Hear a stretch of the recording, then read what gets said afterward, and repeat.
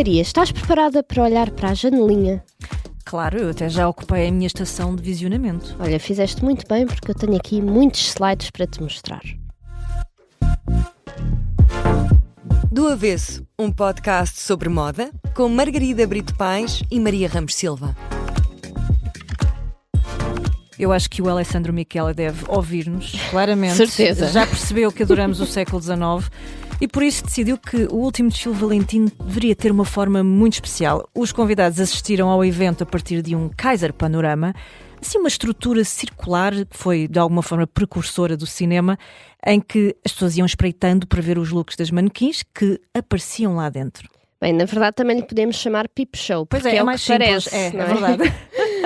Ele percebeu de facto esta importância de parar o tempo, não é? E de vermos com calma os detalhes. Quase como uma lupa, não é? Ter aqui um ritmo diferente.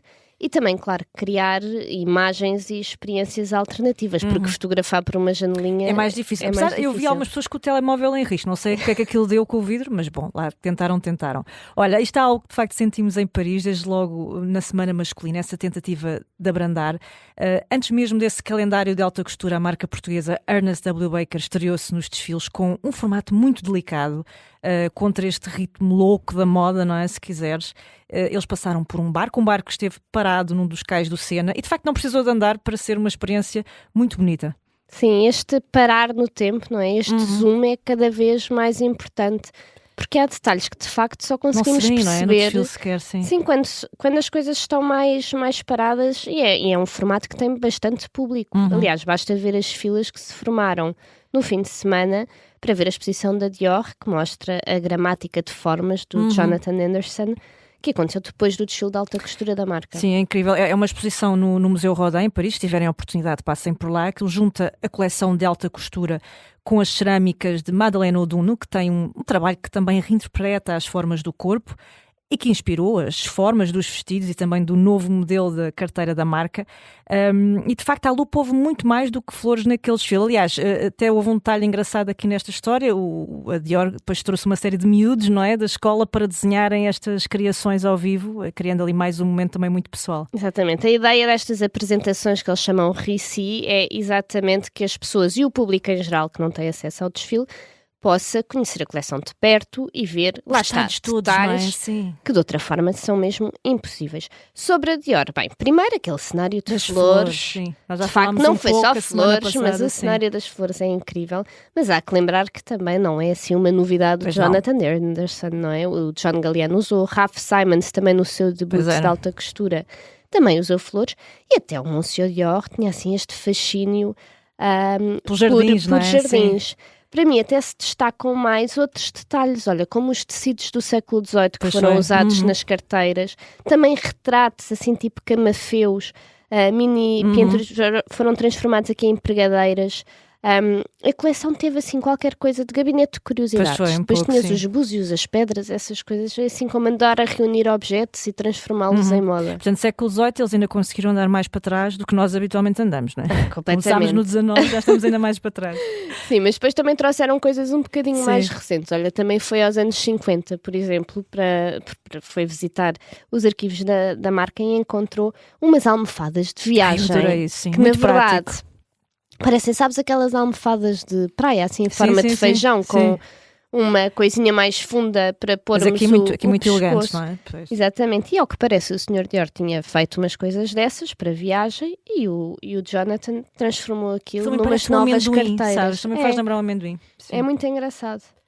Olha, em Chanel nós tivemos também o regresso dos cenários megalómanos, de certa forma, não é? Mas com o Mathieu Blasi aqui mais fantasioso do que o Karl Lagerfeld, não é? Provavelmente. Os pássaros chegaram em pequenos detalhes, muito associados a mulheres livres, não é? Também um ideal da Gabrielle Chanel. Pássaros em botões, em peças aplicadas à coleção, nos saltos altos, enfim. E aqui neste estilo também gostei muito dos bordados de cogumelos, não é? Criados em várias camadas para darem ali uma tridimensionalidade. Sim, aquilo era tudo. As transparências foram super bem trabalhadas e lá está. Os cogumelos remetiam-nos aqui também para um mundo encantado de fadas, que a própria casa trouxe aqui para o vídeo teaser com animações a fazerem lembrar a Cinderela, aquela cena em que os animais lhe estão a fazer o vestido para o baile. Um pouco, e eu acho que isto aqui foi um bocadinho uma piscadela de olho ao mercado asiático, que de facto capaz, esta cultura do anime sempre muito presente. Olha, eu também senti isso naquelas flores nas orelhas de Dior, sabes? Ali com um toque muito Sailor Moon. Não sei se era eu que era fã, mas não era aqueles quase auscultadores muito delicados. Não, e os próprios bordados das flores também havia coisas que faziam ali lembrar o Japão e também assim, totalmente, uma acho coisa que o mais mercado oriental. asiático está de facto ali debaixo do olho, sim. Olha, mas aqui voltando à Chanel, eu tenho que Tens referir... mais destaques, eu sei, tenho mais sim. destaques. Lá está, as peças transparentes que recriaram os tailleurs, as carteiras, mas para mim aquelas calças de ganga de musseline. Olha, mais um bom exemplo que só se percebe no Ricci. Ao pormenor, não é? O Quando detalhe, se vê, porque havia linhas de vários tons de azul que formavam o chiffon ao musseline e de facto aquilo parecia umas calças de ganga assim super lavadas, que ficaram de repente transparentes. Depois também tinhas as correntes, claro, outro clássico, que são um clássico da Chanel, aqui aplicadas nessas peças leves, o que lhes dava aqui um peso completamente diferente. Há que dizer que isto é um detalhe de alfaiataria que era usado, e ainda é, nas melhores marcas, dentro dos blazers, para ficarem assim direitinhos e não caírem, e nos casacos compridos também, e que a Coco Chanel trouxe para a sua marca, para a parte do vestuário masculino, não é? Também para as senhoras. Exatamente. Depois tinhas desfiados que eram ali rigorosamente feitos, e depois as joias da Chanel, que na verdade aquilo parecem umas grandes pedras, mas são bordados tridimensionais de miçangas e cristais, não são mais do que isso, não há cá diamantes para ninguém. Não. Mas olha, fazem brilharete, não é? É que é o mais importante. Olha, pérolas nas correntes também e no look final de noiva. Por falar em noivas, eu acho que o Pantone 2026 esteve em alta, houve vários looks, assumidos ou não é? Mais ou menos oficiais enquanto vestidos de noiva, mas que podem muito bem inspirar quem estiver aí para se casar, não é? Sim, e em noivas temos que falar da Armani Privé, obviamente, sim, que teve um vestido de noiva que foi ainda desenhado por Giorgio Armani, apesar desta coleção ter sido apresentada depois da morte do designer. Que foi uma coleção assim com muitos trabalhos de cristais também, muitas transparências, muitos corpetes, aquilo tem ali muita manualidade. Mas tiveste um detalhe que para mim, mais importante do que isso tudo, nos lembra o que de facto importa, que é no fundo manter os pilares de uma grande casa de alta costura, as tradições. E tivemos, claro, a clássica fotografia de grupo com todas as modelos e o diretor criativo, que agora é Silvana Armani, sobrinha de Giorgio Armani. Mantiveram isso, sim, é curioso. Olha, por cá é bastante comum os familiares, aliás, ajudarem os designers, não é? Muitas vezes de uma forma logística, até porque falamos de pequenos projetos, pequenos negócios, é difícil alimentar grandes estruturas, mas lá fora as grandes casas têm usado muito estas figuras de proximidade, não é? Trazendo-as para a narrativa e para a história da marca. Eu não sei se tu tens seguido, mas tens seguido certamente a Liz Roseberry, não é? A irmã do Daniel Roseberry, da Schiaparelli. Eu adoro quando ela faz aqueles unboxings de vestidos de alta costura que o irmão lhe envia por correio, não é? O ar surpreendido dela, a naturalidade com que ela... Podia vir da Shine, mas não, vem da Schiaparelli. É incrível. E ela também fez uns vestidos de bastidores aqui ótimos que nos mostraram como é que a coisa é feita atrás. Ela andou basicamente atrás dele com o telefone e depois põe comentários dela, que é ótimo. A fazer assim um work in progress, sim, não é? Tu vês as provas de materiais, vês os vestidos que não chegaram a ser aprovados, revela na verdade ali muito o processo criativo e vê-se que de facto é um processo de experimentação. É assim um exercício muito artístico, muito livre da Schiaparelli aqui para a alta costura.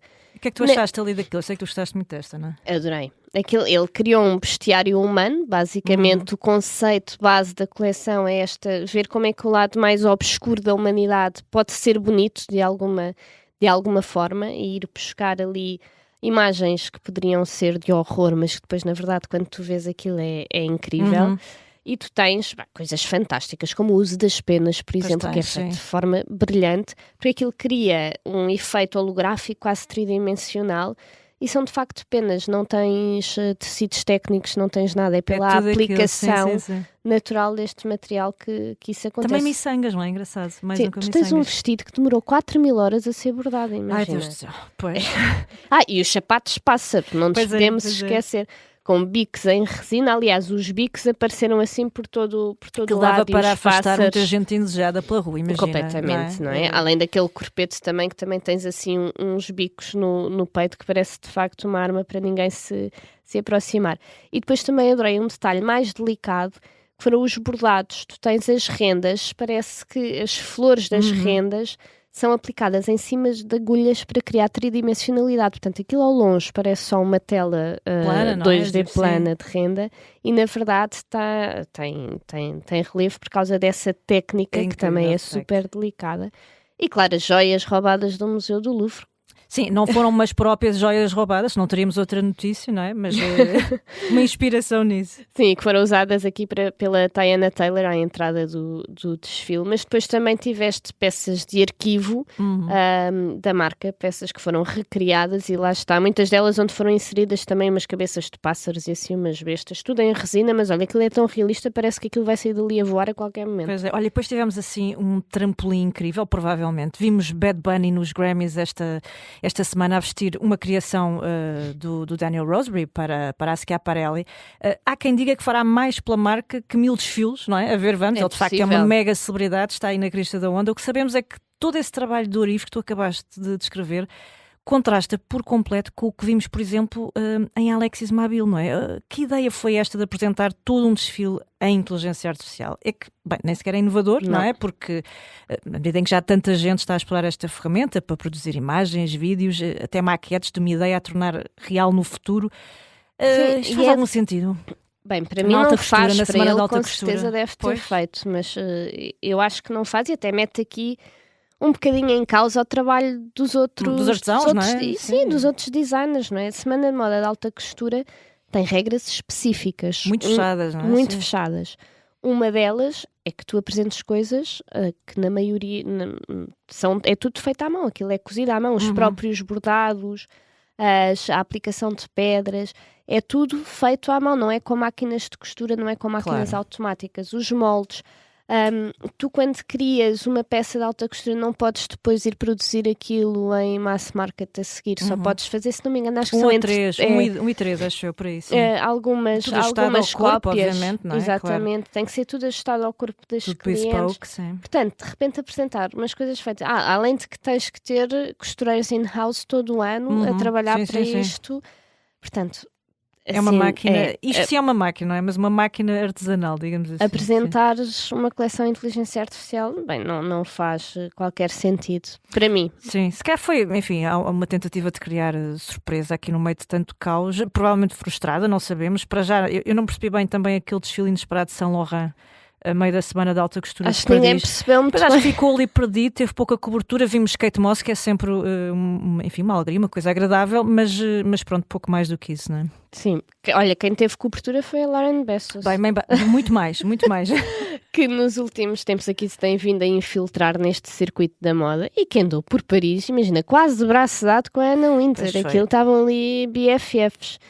Que a Anna Wintour é a senhora que diz quem é que está indo e quem é que está out. Costuma ser, não é? Sim, mas olha, eu com as saias pencil com que a Lauren Bessos andou, não sei se ela conseguiria sentar-se no Peep Show do Miquel. Não dá muito jeito. Não deve dar muito jeito, não é?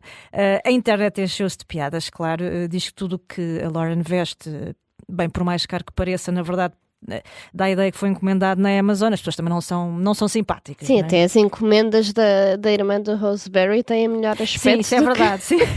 Seguramente, até aqueles pacotes todos amascados, sim, é um facto. Olha, mas esta não será mais uma jogada cultural interessante, inteligente da Anna Wintour? É que ela há 10 anos também chocou meio mundo quando decidiu dar capa da Vogue à Kim Kardashian, não é? Muita gente achou que a prestigiada revista de moda tinha batido no fundo, mas... É verdade, nós já não nos lembramos bem, pois, mas às vezes vale a pena nós pormos as coisas em perspectiva. Sim. Eu lembro-me quando também outras, a Rihanna e outras eram cantoras... Não eram propriamente pessoas que viessem. Mas se nós pensarmos bem, não é estranho, porque tu já reparaste que a Vogue americana é um pouco diferente, é que coloca mais celebridades na capa. É um facto, quase tudo são capas com celebridades, só que aparece aquilo com uma produção tão moda que a coisa acaba por passar, mas a revista tem muito esse ADN, até no interior. Se formos ver bem as reportagens, por exemplo, design de interiores ou de noiva, geralmente estão muito associados Tem a ver com a própria dinâmica cultural do país também, não é? A cultura das celebridades cidades ou é muito pessoas mais... que têm dinheiro, que querem ser famosas e que têm dinheiro para isso. Aliás, eu acho que muitos destes artigos funcionam aqui um bocadinho como um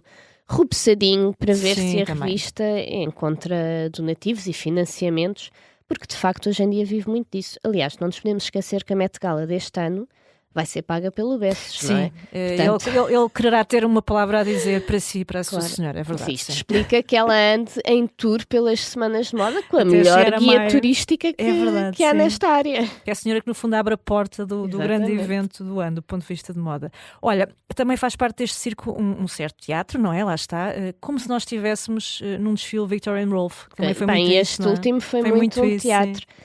Basicamente, para quem não viu, primeiro entrou um pequeno vestido branco, sem grande coisa que se lhe diga, curtinho e tal, e a seguir uma sucessão de vestidos pretos com umas golas, umas mangas, assim, umas coisas muito trabalhadas com muitas cores, e eles foram tirando essas peças dos vestidos pretos e colocando em cima do vestido branco e acabaram por criar um vestido absolutamente megalómano, que depois acabou a esvoaçar por ali como se a modelo fosse um papagaio de papel. Portanto, incrível, foi assim uma coisa bastante alternativa. Olha, no meio disto tudo, já quase ninguém se lembra que a Giambattista Valli cancelou o desfile de alta costura em cima da hora. Segundo a marca, foi uma pausa para reflexão. É sempre aquelas coisas que se dizem nesta altura, não é? É verdade, mas... apesar destas reflexões todas, o que as pessoas comuns refletem é sobre quem é que compra... Para quem é que isto é feito? Para quem é que isto é feito? Quem é que compra alta costura, afinal? Sim, nós sabemos que estas peças são usadas nas passadeiras vermelhas, de facto, mas também sabemos que aí são peças emprestadas, não é? Portanto, é para devolver à casa de partida. Pelo menos pressupõe-se, não é? Não sei que as pessoas fujam com o vestido. Sim, comprar realmente...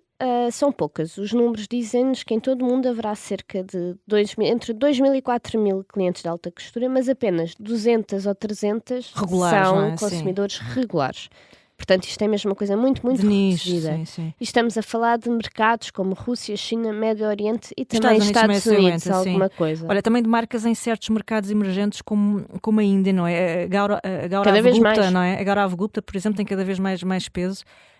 E falamos de clientes como, por exemplo, a Rainha Rania da Jordânia, que é assídua neste segmento, encomendando vestidos de dezenas de milhares de euros, ou um caso muito recente em termos noticiosos, o da Muna Ayuba, uma socialite libanesa fixada em França, que é conhecida como a Rainha da Alta Costura por ser uma das maiores colecionadoras do mundo, se não a maior mesmo, e que de vez em quando esvazia o seu armário, não é? Porque tem que arranjar espaço para mais. São vestidos que ocupam espaço. Lá se leiloa ali dezenas, para não dizer centenas de peças que, enfim, lá permitem arranjar espaço de facto para coisas novas. Sim, foi o que aconteceu em Paris na semana passada, quando vendeu quase 100 peças de diferentes fases da Dior. Sim, assim, ela conheceu toda a gente, é incrível. Acho que só não conheceu mesmo o Sr. Dior, mas de resto, desde Marc Bond para aí fora, sim. E o leilão rendeu quase 7 milhões de euros, o que dá sempre jeito. Porque ótimo, sim. Já se compra qualquer coisa. Já se compra qualquer coisa. Ainda por cima ela diz que não usa o mesmo vestido duas vezes. Acho que só usou uma vez no aniversário do Elton John e depois em Cannes, porque era uma coisa que ela gostava muito. Mas foi excepcional. Resta saber se é porque não são práticos ou porque se ela gosta mesmo de estar sempre a renovar o seu stock. Olha, mas é de facto um absoluto mercado nicho, já percebemos, sempre o foi naturalmente. Nos anos 50 era do New Look da Dior. A verdade é que ainda se encontraria em todo o mundo cerca de 20 mil clientes de alta costura. A coisa foi encolhendo. Também os valores são outros. Custava bem menos do que custa hoje. Claro, o que se tem mantido é de facto este formato de desfile, mas que foi inventado, curiosamente... O das manequins vivas, não é? Digamos assim. O manequim vivo foi inventado aqui pelo Charles Frederick Ward, o pai da alta costura, ainda no final do século XX. Século XIX, aliás, o século XIX. Século XIX, exatamente. Isto já andámos tanto para trás e para a frente. Ele era muito adentado, de facto. Era muito adentado. Olha, e económico, porque a primeira modelo parece que foi a mulher dele. Ela a servir de cobaia. Exatamente. Sai um desfile mais barato, não tem que pagar muito bem.